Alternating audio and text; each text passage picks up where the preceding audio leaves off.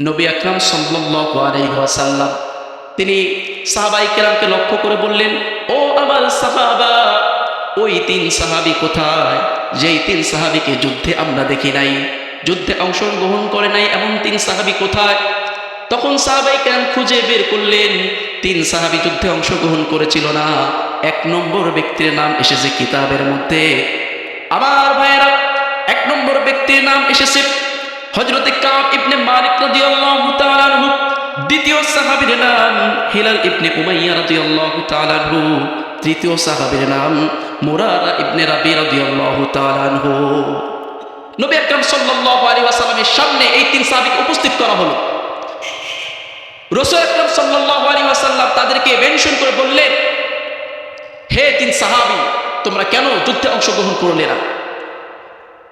তখন ওই তিন সাহাবী বলছে, ইয়া রাসূলুল্লাহ, ইয়া হাবিবাল্লাহ, হুজুর, আমরা মিথ্যা কোনো কথা বলবো না, বরং মূল কারণটা হচ্ছে এক নম্বর অলসতা, অলসতার কারণে আমরা যুদ্ধে অংশগ্রহণ করি নাই। দুই নম্বর কারণ হচ্ছে এখন ফসল পাকার সময় ছিল, যার কারণে ফসলের পিছনে মেহনত করেছি, যুদ্ধে যাওয়া থেকে বিরত থেকেছি।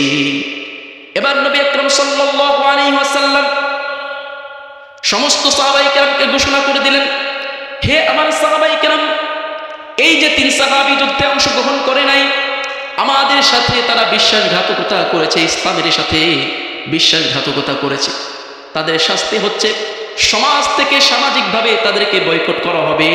তারা সমাজেই থাকবে, কিন্তু কোনো সাহাবী তাদের সাথে কথা বলবে না। চিৎকার দিয়ে বলুন নাউজুবিল্লাহ। দেখেন কতটা কষ্টের সময়। এই তিন সাহাবী ওই সমাজেই থাকবে, কিন্তু কোনো মানুষ তাদের সাথে কথা বলবে না। এবার শুরু হয়ে গেল কঠিন পরিস্থিতি। এই তিন সাহাবী চিন্তা করলেন, অবশ্যই রাসূলুল্লাহ সাল্লাল্লাহু আলাইহি ওয়াসাল্লাম রাগান্বিত হয়ে গিয়েছে, আমাদের বাঁচার আর কোনো উপায় নাই। এবার এই তিন সাহাবী পরামর্শ করে মসজিদে নববীর সম্মুখে খেজুর গাছ ছিল, ওই খেজুর গাছের সাথে নিজেদেরকে বাঁধলো, নিজেদেরকে রশি দ্বারা বেঁধে ফেললো। এভাবে তারা ওই রশিতে বাঁধা অবস্থায় মসজিদে নববীর সামনে দীর্ঘদিন যাবৎ ছিল। সাহাবায়ে কেরাম মসজিদে নববীতে যায়, নামাজ পড়ে, কোনো কথা নাই, নামাজ পড়ে বের হয়, কোনো কথা নাই।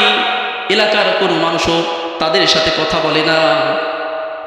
এমনকি কিতাবের মধ্যে এসেছে এই তিন সাহাবীকে তাদের স্ত্রীদের থেকেও বিরত রাখা হয়েছিল, স্ত্রীদেরকে দূরে সরিয়ে রাখা হয়েছিল, সন্তানদেরকে দূরে সরিয়ে রাখা হয়েছিল।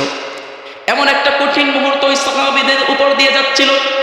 আমার ভাইয়েরা, ঘটনাটি শুনে আপনার শরীরের লোম শিউরে উঠবে।